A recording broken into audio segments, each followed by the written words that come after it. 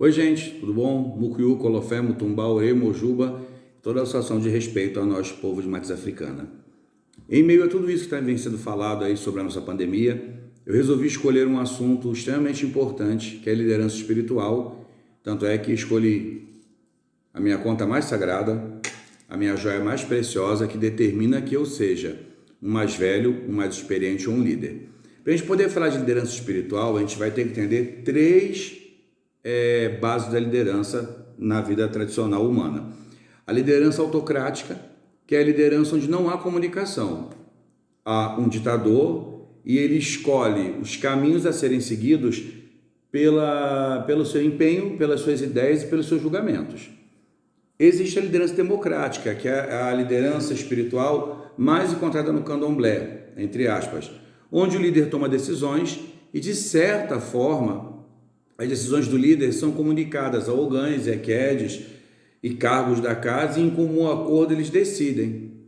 E a liderança liberal, onde o líder espiritual não toma de cunho, ele diz, temos que fazer uma festividade. E ali cada um, pelo seu próprio objetivo, confecciona e chega ao final de tudo com uma coisa um pouco complicada. Porque na liderança liberal a gente vai encontrar falhas e contextos que levem a não produtividade total daquele empenho daquele dia. Portanto, quando a gente fala de liderança, gente, a gente tem que pensar na palavra influenciar, comandar, gerenciar. Alguns vão dizer que você precisa ter todos os tipos de liderança, liderança passiva, liderança por influência, liderança por comando, entendeu? Que o líder tem que ter objetivos e resultados, tem que saber ser bom cobrador, mas quando a resposta dos liderados não é correspondente a isso, infelizmente, nós nos encontramos atados, né? Quando a gente fala do Rungev, dessa conta tão grandiosa e tão sagrada, porque ela simboliza um começo de história, fala da história da sua vida, a desinência da sua liderança dentro do caminho como aprendiz, como liderado, como exemplificador de coisas um dia aprendidas e como homem de maioridade, cuja qual seu pai, sua mãe possa dividir com você uma liderança democrática. A gente, usando uma conta dessa, a gente se pega em responsabilidades como pensar e tentar demonstrar aos demais irmãos de religião que liderança, ela não é somente influenciar, comandar ou dirigir. Infelizmente, liderança está considerando um objetivo. Eu já começo o vídeo fazendo uma pergunta: o que você almeja com a sua liderança?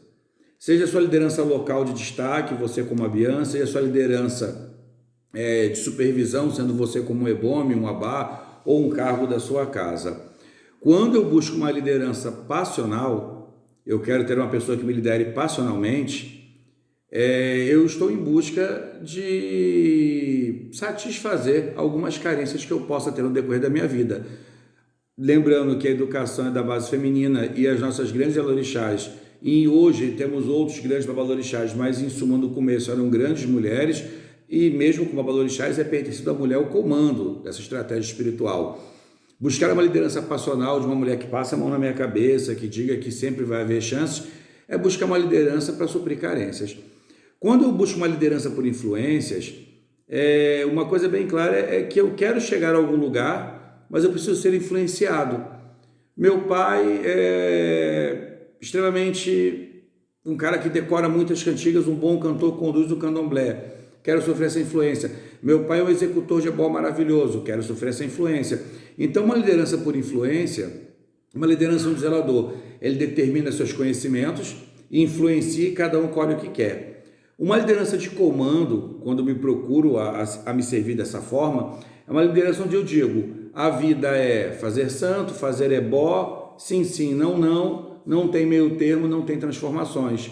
Porém, quando a gente vem de uma história espiritual que a liderança era por comando, começou a ser influenciada, customizada e adequada a novos parâmetros, até pela inteligência do mundo, né, gente? E a liderança, ela deixa de ser autocrática, vira democrática, e a influência dos demais começa a acontecer ali dentro, lembrando que liderança é influenciar através de um objetivo. E que objetivo eu espero com a minha liderança? Eu espero distribuir a religião para frente, eu quero propagar a religião, tendo aí uma visão de divisão, de missão. Se o meu objetivo é só propagar a minha fama, eu talvez tenha somente uma visão de futuro, de uma pré-vocação, né? Que talvez eu queira herdar clãs. Se o meu objetivo é propagar somente o meu bolso, prosperar meu bolso, talvez eu tenha uma visão financeira, uma visão profissional, de sustentar-me através da religião, com os conhecimentos que ali vou adquirir. Afinal, chega esse grande Senhor, quem por consequência atravessou aí 7 longos anos de aprendizado. Porém, existem os liderados que buscam inteligência, força, programação e axé. Quando o liderado busca isso, ele caiu do egocentrismo, caiu do narcisismo, caiu de toda a prevaricação que ele pudesse ter de uma visão futura egocêntrica e narcisa e entendeu que religião não é profissão. Porém, hoje, muitos de nós zeladores sustentamos a estrutura do candomblé para poder exercer uma liderança democrática, uma liderança de melhor cunho, com os ganhos através dos ebós, das obrigações, entre outras coisas. Afinal, esse é o dinheiro que vai mover a mola do mundo. O vídeo vai ter algumas interrupções por questão da minha filmadorazinha, que ela tem pouco tempo de composição de filme. Dando continuidade, gente. Então, quando a gente fala de liderança espiritual, a liderança espiritual, dizem que você vê o líder não quando o barco está passeando, mas quando ele está afundando. Porém, a gente também tem que lembrar que se liderar é influenciar e comandar, nós temos que lembrar que alguns liderados não estão nessa proposta.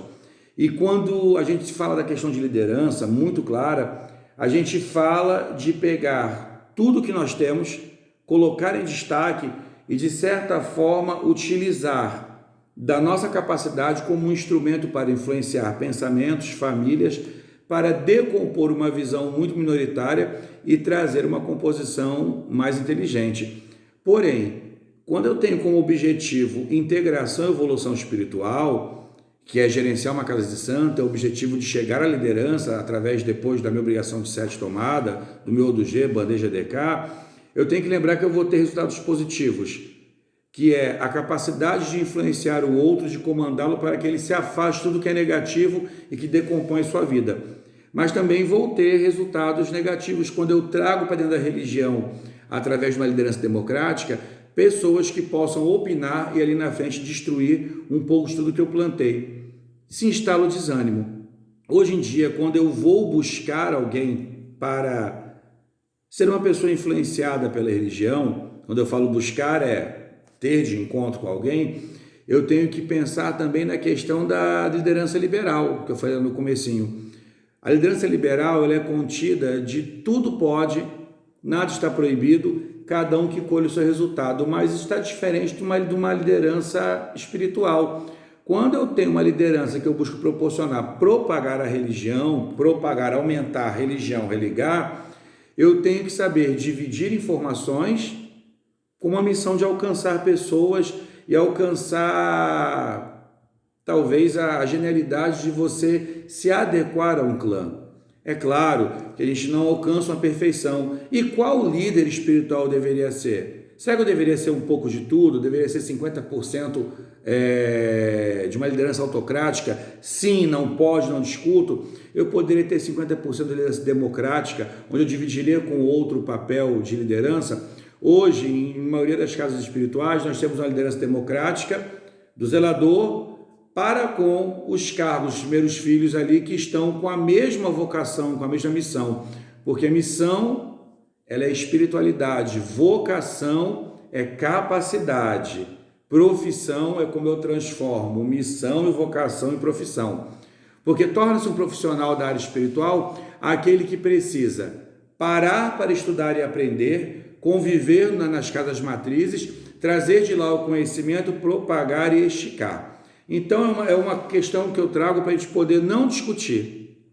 Temos os nossos contratadores, são os nossos santos, as nossas divindades. Temos como contrato de trabalho a nossa experiência e maioridade. Temos como obrigatoriedade do nosso trabalho uma boa qualidade, um bom resultado. Mas e quando os liderados não correspondem a uma verdade do seu líder? Cabe você ser um líder autocrático? Cabe você ser um líder democrático? Cabe você ser um líder liberal? E a pergunta que eu deixo para vocês, vocês puderem até responder aqui embaixo nos comentários. Qual é o seu objetivo em manter a sua liderança espiritual? Porque você pode ser líder espiritual somente com um liderado. Você pode ser um líder espiritual com milhões de liderados. Ou você pode ser um líder espiritual sem nenhum liderado. Cabe a você a forma mais confortável de entender e diferenciar aí primordialmente. Entender qual o seu objetivo ao receber a missão, exercer a vocação, transformar em profissão ou estender para um futuro. Um grande beijo, Colofé, até o próximo encontro. Bebezada tá brincando já e eu espero que esse pequeno videozinho possa levar vocês todos a pensar e executar a melhor liderança da própria vida. Beijão, até um próximo encontro.